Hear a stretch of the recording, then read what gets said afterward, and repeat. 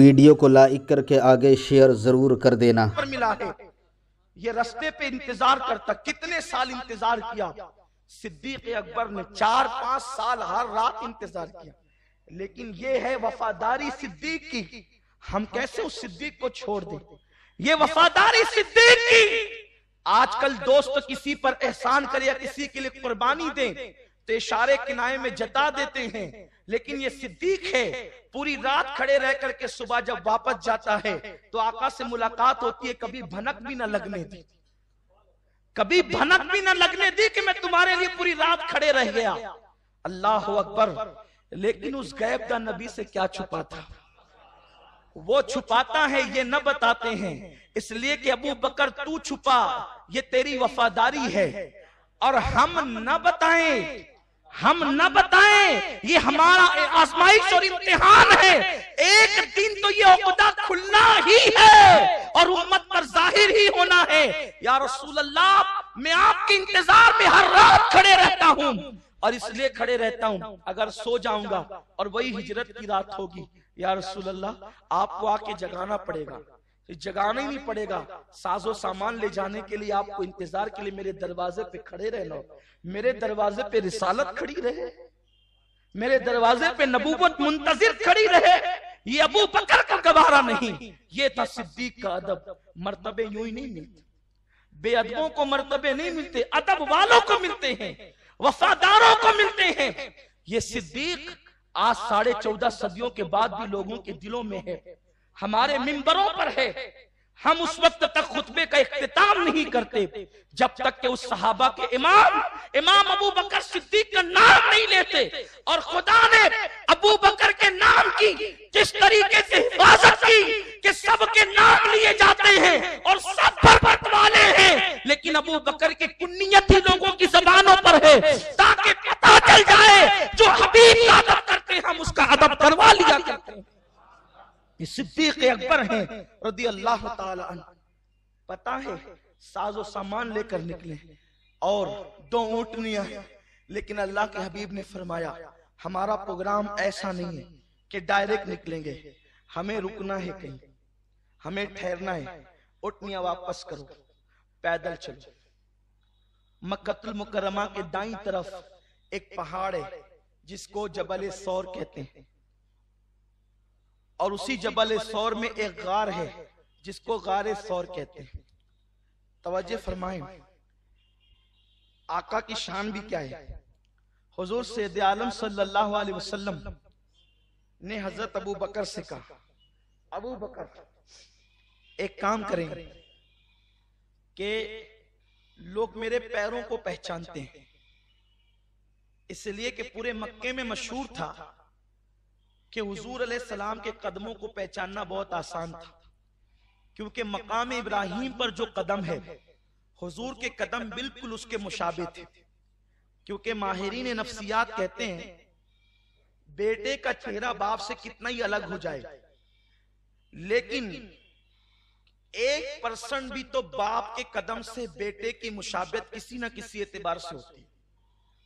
तो जनाब इब्राहिम खलीलुल्लाह हुजूर अलैहिस्सलाम के दादा लगते हैं रिश्ते में, तो इसलिए कदमों में काफी मुशाबहत थी। जाहिर सी बात है, चेहरे में तो बेटी को नवासों को मुशाबहत दी, लेकिन कदमों से मुशाबहत जनाब खलील को दी थी। तो हुजूर अलैहिस्सलाम के कदमों को मक्के वाले आसानी से पहचान सकते थे। ये भी सुनिए और गौर करें मेरे आका अलैहिस्सलाम की मेहनतें और कुर्बानियां। हुजूर अलैहिस्सलाम मक्के से निकलकर गारे सौर तक जो गए हैं वो सिर्फ उंगलियों के बल गए, पंजों के बल। हुजूर अलैहिस्सलातु व तस्लीम जब पंजों के बल चलते थे तो इतनी दूर, मेरे ख्याल से एक अंदाजे के मुताबिक 5 किलोमीटर से तो ज्यादा ही का सफर है वो। हुजूर अलैहिस्सलाम पंजों के बल गए हैं और तकरीबन 500 मीटर जो उसकी जो लंबाई है 500 मीटर नहीं 500 फुट उसकी लंबाई है गारे सौर की फुट, इतना ऊंचा है वो, और बिल्कुल यूं खड़ी चढ़ाती है। जिस वक्त हुजूर अलैहिस्सलाम जब पंजों के बल चल रहे थे तो रिवायतों में आता है, ये मैं बयान कर चुका हूं, सिर्फ इशारा दे रहा हूं, सिद्दीक अकबर कभी आगे होते, कभी पीछे होते, कभी दाएं कभी बाएं होते। तो आका कहते हैं अबू बकर ये क्या करते हो? अर्ज करते आका मुझे डर है कि दुश्मन आगे से ना आए। तो जब डर लगता है कि दुश्मन आगे से आ रहा होगा तो मैं आगे हो जाता हूँ, जब दुश्मन पीछे से आ रहा होता है तो मैं सोचता हूँ तो पीछे हो जाता हूँ। दाएं से तीर चलाएगा तो मैं दाएं, बाएं से तीर चलाएगा तो मैं बाएं। बस मैं ये चाहता हूं कि अगर दुश्मन कोई अंदेशा करेगा या कोई परेशानी लाएगा तो वो मुझ पे आ जाए और आप पर ना आए। हुजूर मैं आपकी मुसीबतें अपने वजूद पे लेना चाहता हूं। ये कोई खिलाफत लेने वाला आएगा? खिलाफत लेने वालों का मिजाज ऐसे होता है। खिलाफत लेने वाले तो कपड़े संभाल के बैठते हैं कि ये जल्दी से मरे तो हमें इसका हिस्सा मिले, लेकिन वहां तो हाल ये है कि अपनी जान निसार कर रहे हैं, अपनी जान निसार कर रहे हैं कि हम हुजूर पे फिदा हो जाएं, आका पे कुर्बान हो जाएं। ये जान क्या है? अगर हो करोड़ों तेरे नाम पे सबको वारा करूं मैं, यूं सिद्दीक जान निसारी करते हैं। और उसके बाद जब नजरें पड़ी पैर पर, क्या हुजूर के पैर पंजों के बल चलते चलते सूज गए। काश की उम्मत इस दर्द को महसूस करे। हुजूर अलैहिस्सलातु व तस्लीम इतना लंबा सफर यूं भी तय किया कि सिर्फ पंजों के बल चले। आज इस उम्मत को आकाए करीम सल्लल्लाहु अलैहि वसल्लम की मेहनतों का एहसास नहीं, आज इस उम्मत को आकाए करीम सल्लल्लाहु अलैहि वसल्लम की काविशों का एहसास नहीं, मुशक्कतों का एहसास नहीं। नमाजें आसानी के साथ छोड़ दें, ये नहीं कि इसको हमारे घर तक पहुंचाने के लिए कितनी मेहनतें आका ने उठाई है, कितनी मुशक्कतें उठाई है। पंजों के बल यहां से लेकर जरा वहां तक पंजों तक चलो, ताकि तुम्हें पता चले कि कितनी तकलीफ होती है पंजों के बल चलने में। लेकिन वो अल्लाह का हबीब है, गैब का रसूल है, कौनैन का वाली है, मालिक जन्नत है, मालिक कौनैन है। लेकिन दीन की खातिर मेरे आका सल्लल्लाहु अलैहि वसल्लम पंजों के बल चल रहे हैं। सिद्दीक अकबर की नजर पड़ी। सिद्दीक का होलिया एक गहरा बदन, दुबले पतले थे और गाल उभरे हुए न थे बल्कि अंदर की तरफ थे, और दाढ़ी लंबी थी, बहुत घनी न थी, हल्की हल्की लंबी सी दाढ़ी और गोरा सफेद चेहरा। उसी के साथ साथ उंगलियां लंबी लंबी और उस पे गोश्त बहुत कम था। यानी एक दुबले पतले आदमी का जो होलिया हो सकता है वो सिद्दीक अकबर ने देखा कि आकाए करीम सल्लल्लाहु अलैहि वसल्लम के पैरों पे वर्म है। अस्की मेरे माँ बाप आप पे कुर्बान, आका मेरे कंधों पे बैठ जाएं, मैं आपको ऊपर उठा के ले जाऊंगा। मेरे आका सल्लल्लाहु अलैहि वसल्लम के दीवानों, एक वो बंदा है जिसका बदन दुबला पतला है। हुजूर अलैहिस्सलाम को उठाने की बात है, हुजूर सल्लल्लाहु अलैहि वसल्लम को उठाने की बात, इसलिए कि वहां सिर्फ जिस्म रसूल नहीं उठाना है, वो सीना उठाना है जिसके बारे में कुरान कहता है अलम नशरा लका सदरक। वो सीना उठाना है जिसके बारे में कुरान कहता है लौ अंज़लना हाज़ल कुरआन अला जबलिन लरअयतहु खाशियम मुतसद्दियम मिन खश्यतिल्लाह। अगर ये कुरान किसी पहाड़ पे नाजिल करते, पहाड़ रेजा रेजा हो जाता, लेकिन उस सीने पे नाजिल हुआ तो उस सीने का कुछ न हुआ, वो मुतजलजल भी न हुआ। आप जानते हैं उस वजूद नास को उठाना है, बल्कि यूं कहूं दूसरे अल्फाज में कि बारे नबूवत को उठाना है। बस यही कह सकता, क्यों बारे रिसालत को उठाना है।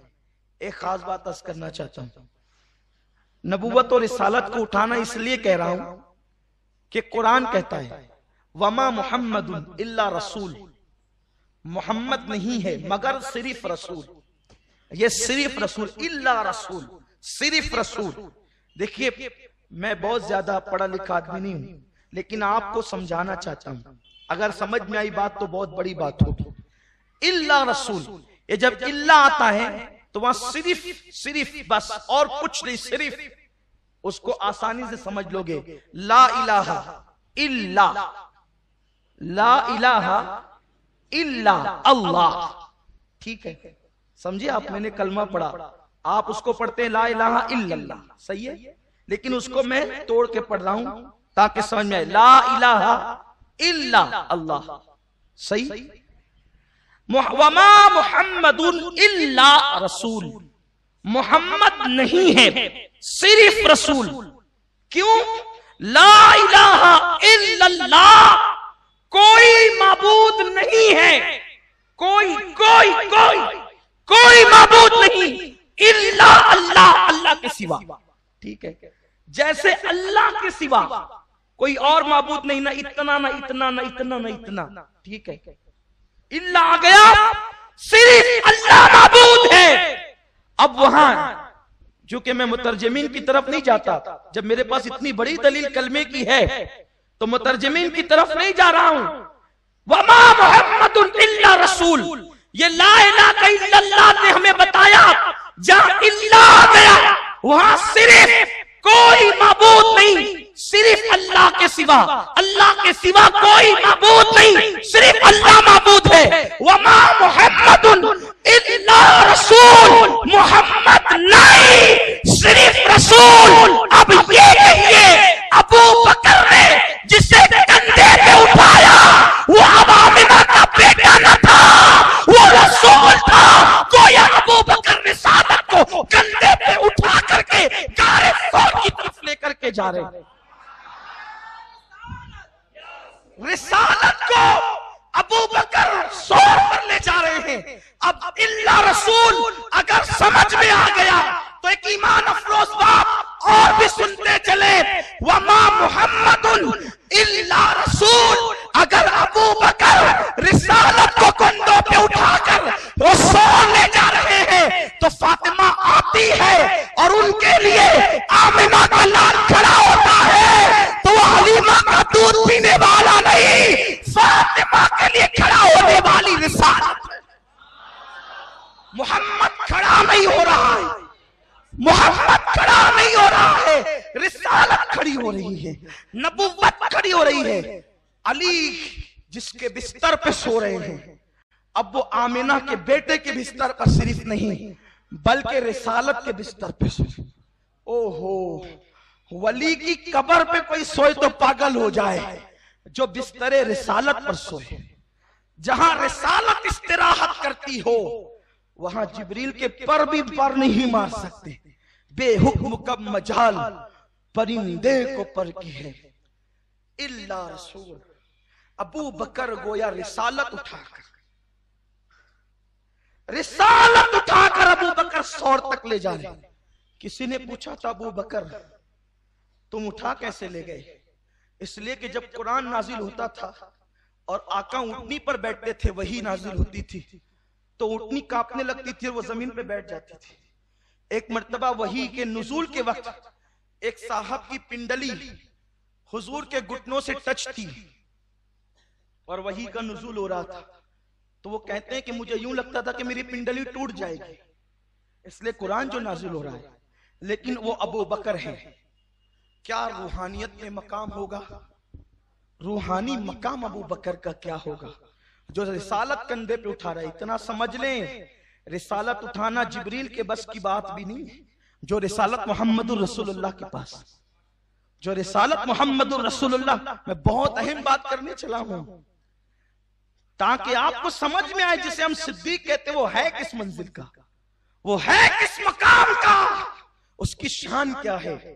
रिसालत उठाकर गोया के ले जा रहा है अबू बकर सौर पर। इन्होंने पूछा था कि भाई तुमने कैसे उठा लिया? मजे में कहते हैं आशिक के लिए क्या बड़ी बात है, आशिक के लिए बात ही क्या बड़ी है। मैं उठाता था लेकिन यूं लगता था जैसे मेरा सीना फट जाएगा, तो जब सीना फटने पे आता और पिंडलियां बैठने को कहती, तो चूंकि मैंने हुजूर को बिठाया इस शान से था कि हुजूर अलैहिस्सलाम के दोनों सीने अक़दस मेरे कंधों पे थे और पैर दोनों मेरे सीने पे लटके हुए थे। जब मैं थक जाता या मेरी तबीयत बैठने को करती तो कभी ये तलवे उठा करके चूमता, कभी ये तलवे उठा के चूमता। मैं तलवों के जलवों में गुम था और सौर आ गया था।